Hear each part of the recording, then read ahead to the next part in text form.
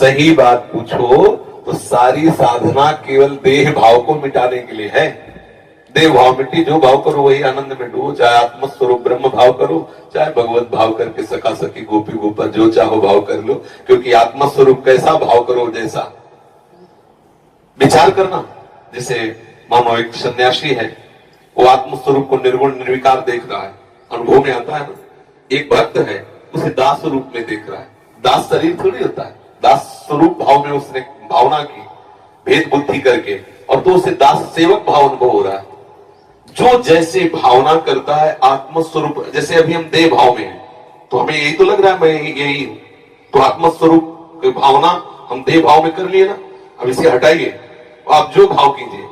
अंतिम समय यदि मृग का चिंतन करते हैं तो आत्मस्वरूप मृग स्वरूप में प्रकाशित हो जाता है। भरत जी को देखो, अंतिम समय में स्त्री का चिंतन करते हैं तो पुरंजन अगला जन्म स्त्री का। आत्मस्वरूप कैसा भाव करो जैसा, कोई भाव न करो तो मुक्त हो गए। समझ गए ना, कोई भाव नहीं, मुक्त हो गए। अगर भाव कर रहे हो तो किस कोटि का कर रहे हो, जो कर रहे हो उसी का फल है। अपने लोग क्या भगवत भाव, अपने लोग क्या सखी भाव, अपने को सखा भाव, अपने को दास भाव, जो भाव करो सो वो आपको प्रभु ऐसे ही अनुभव, आत्मस्वरूप प्रभु है। और कोई भाव नहीं तो जीवन मुक्त हो। समझ में आ रहा है ना। आत्मस्वरूप कैसा भाव करो जैसा, और कोई भाव न करो तो इसे कहते हैं निराकार और निर्विकार चिदानंद में स्वरूप। बिल्कुल सब सिद्धांत सत्य है, पर अपने भाव को पहले शरीर भाव से हटाना होगा।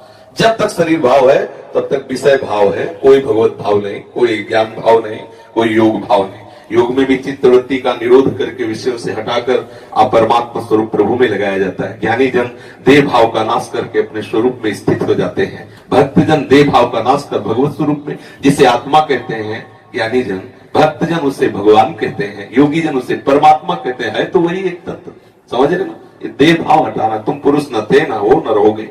ये पोशाक पुरुष की धारण करने से कोई पुरुष नहीं हो जाता, पर ये भाव मिटना बड़ा कठिन है, इसीलिए साधन में लगाया जाता है।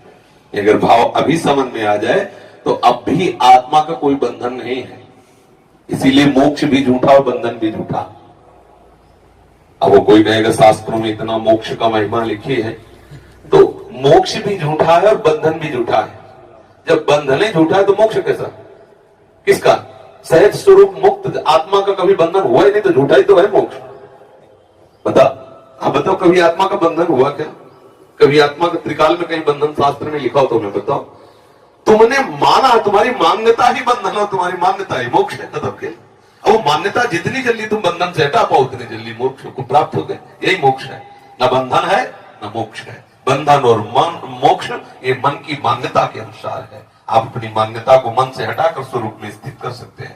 इसी के लिए बहुत से साधन बताए गए, ज्ञान मार्ग, कर्म योग मार्ग, भक्ति योग मार्ग। जिस मार्ग से चले, ये प्रपंच का जो है, ये वैराग्य भाव जब तक नहीं आएगा तब तक आंतरिक बातें समझ में नहीं आती। चाहे प्रवचन जितना कर ले, चाहे जितना सुन ले।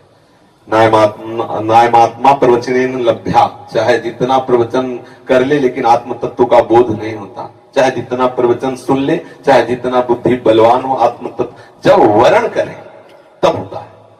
हमारा लक्ष्य दृढ़ हो जाए और सब बाहरी, आज हम चाहे जितना सुने व्यवहार कोई सत्य मान रहे, देख लीजिए छोटी छोटी बात में प्रतिकूलता अनुकूलता, लड़ाई झगड़ा, राग द्वेष, कहाँ है? केवल बातें केवल हो रही आत्म तत्व बोध की तरफ या भगवत मार्ग की तरफ सच्चाई से चलने लगो, अंदर ही मार्ग दिखाई देने लगेगा, अंदर ही प्रकाशित हो जाता है मार्ग। साधकों को ज्यादा माथापच्ची नहीं करनी पड़ती।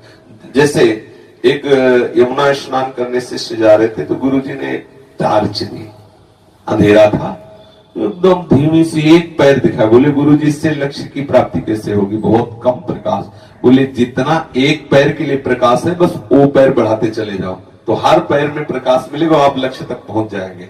बस ऐसे ही हमें जो नाम मिला है, थोड़ा चिमचिमाहट सी लग रही है आनंद की, उतने भी आप चलना प्रारंभ कर दो, आपको लक्ष्य तक पहुंचा देंगे। होता क्या है, हम इस बात में परेशान रहते हैं, ये मंत्र नहीं वो मंत्र, मंत्रों से कुछ नहीं होना, चिंतन से होना है।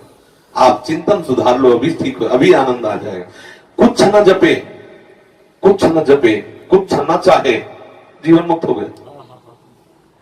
ये जितना चाहे संन्यास मार्ग हो चाहे भक्ति मार्ग हो, ये जो नाना प्रकार के भागवतिक बातें हैं, ये विषय चिंतन मिटाने के लिए है। एक स्थिति ऐसी आती है, पूर्ण कृतकृत्यता का अनुभव होता है, वो जप वाला भी नहीं रहता। और संतों ने तो इतना कहा है कि आराध्य देव ही उसका जप करते हैं, वो तो पड़ा रहता है। आगे की स्थिति काहो के बल भजन को काहो के आचार, व्यास भरोसे कुंवर के सुवत पाओ प्रसाद।